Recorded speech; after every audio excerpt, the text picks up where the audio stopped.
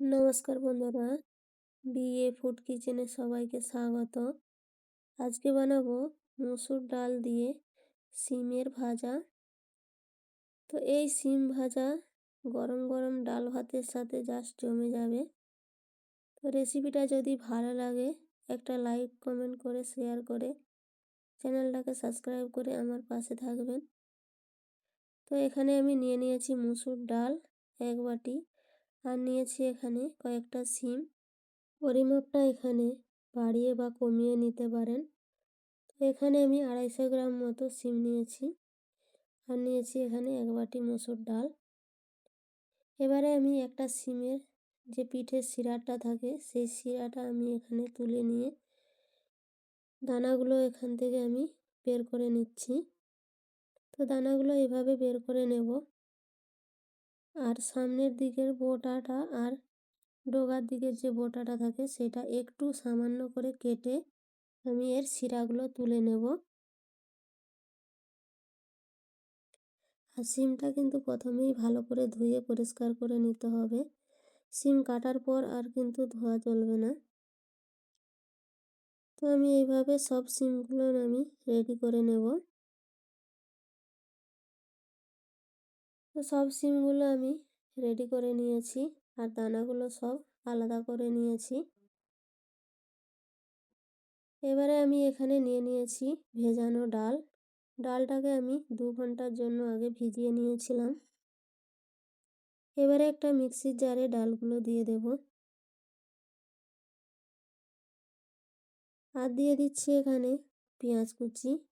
এখানে একটা মিডিয়াম সাইজের পেঁয়াজ নিয়েছি, আর দিয়ে দিচ্ছি এখানে 3 টুকরো আদা, দুটো এখানে কাঁচা লঙ্কা দিচ্ছি ঝালের জন্য, আর দিয়ে দেবো এখানে সামান্য পরিমাণে হলুদের গুঁড়ো, সামান্য পরিমাণে লঙ্কার গুঁড়ো, সামান্য পরিমাণে জিরের গুঁড়ো দিয়েছি। আপনারা চাইলে গোটা জিরেও এখানে দিতে পারেন। এবারে দিয়ে দিচ্ছি এখানে শিম থেকে যে দানাগুলো বের করেছিলাম সেই দানাগুলো আমি এর সাথে দিয়ে দেবো, আর দিয়ে দিচ্ছি এখানে স্বাদ মতো লবণ। এর মধ্যে আর কোনো রকম জল না দিয়ে আমি এটাকে ভালো করে পেস্ট করে নেব। একেবারে মিহি করে এটাকে ভালো করে পেস্ট বানিয়ে নিতে হবে। খুব বেশি কিন্তু পাতলা করা চলবে না এই ডালের পেস্টটা, সেটা একটু মাথায় রাখতে হবে। তারপর এখানে আমি একটা প্যান বসিয়ে দিয়েছি। প্যানটা ভালো করে গরম করে তার মধ্যে দিয়ে দিয়েছি এখানে সর্ষের তেল। তেলটা একটু ভালো করে গরম করে নিয়েছি।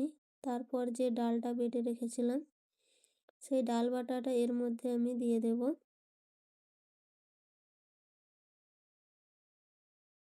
ডাল বাটাটা দিয়ে এটাকে আমি আস্তে আস্তে ভেজে নেব ভালো করে। তো গ্যাসের ফ্লেম এখানে মিডিয়াম করে এটাকে ভেজে নিতে হবে সুন্দর করে। যখন এটা একেবারে শক্ত শক্ত হয়ে যাবে তখন আমি এটা নামিয়ে নেব। এটাকে কিছুক্ষণ টাইম নিয়ে ভালো করে ভেজে নিতে হবে। তো দেখুন এইরকম আমি ডালটা ভালো করে ভেজে নিয়েছি। এবারে ডালটা আমি এখানে উঠিয়ে নেব।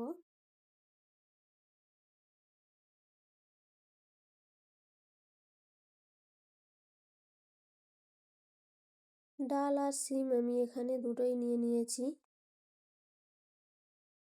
এবারে যে শিমগুলো আমি কেটে রেখেছিলাম তার মধ্যে আমি এই ডালটা এইভাবে ভরে নেব। দেখেই বুঝতে পারছেন কেমন করে আমি ডালটা এইভাবে ভরে নিচ্ছি। তো এইভাবেই সবগুলো আমি তৈরি করে নেব।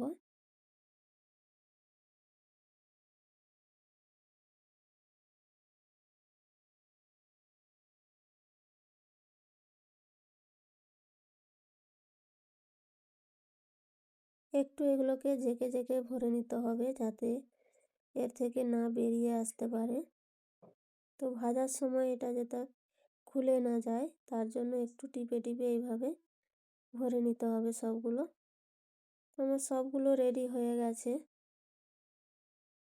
আবারও আমি এখানে কড়াই বসিয়ে দিয়ে দিচ্ছি সর্ষের তেল। গ্যাসের ফ্লেমটা এখানে একেবারে লো রাখতে হবে। গ্যাসের ফ্লেম লো রেখে আমি একে একে সিমগুলো এখানে দিয়ে দেব। তো সিমের ওপরে কিন্তু লবণটা আমি দিতে ভুলে গিয়েছি, তো তার জন্য আমি অফ ক্যামেরায় লবণটা দিয়েছিলাম। এখানেই বলে দিলাম যে এই অবস্থায় কিন্তু লবণটা দিয়ে দিতে হবে। এখানেই লবণটা হালকা করে উপর থেকে ছড়িয়ে দিয়ে দেবেন। এবারে আমি ঢাকা দিয়ে 3 থেকে 4 মিনিট মতো রেখে দিয়েছিলাম। তারপর এটাকে উল্টে নিচ্ছি একবার। এগুলোকে উল্টে পাল্টে আবারও আমি এখানে ঢাকা দিয়ে ভেজে নেব। তো এখানে একবার ঢাকা দিয়ে উল্টে দিয়েছিলাম, তো আবারও আমি ঢাকা দিয়ে দিচ্ছি 2-3 মিনিটের জন্য। এইভাবে ঢাকা দিয়ে দিয়ে আমি এগুলোকে ভেজে নেব। তো সিমগুলো আমার ভাজা হয়ে গেছে। এবারে আমি এগুলোকে উঠিয়ে নিচ্ছি। দেখতেই পাচ্ছেন কতটা লোভনীয় হয়েছে, আর খেতেও কিন্তু অসাধারণ হয়েছিল। ডাল ভাতের সাথে কিন্তু একেবারে গরম গরম জাস্ট জমে যাবে। তো আপনারাও এইভাবে একবার বানিয়ে খেতে পারেন।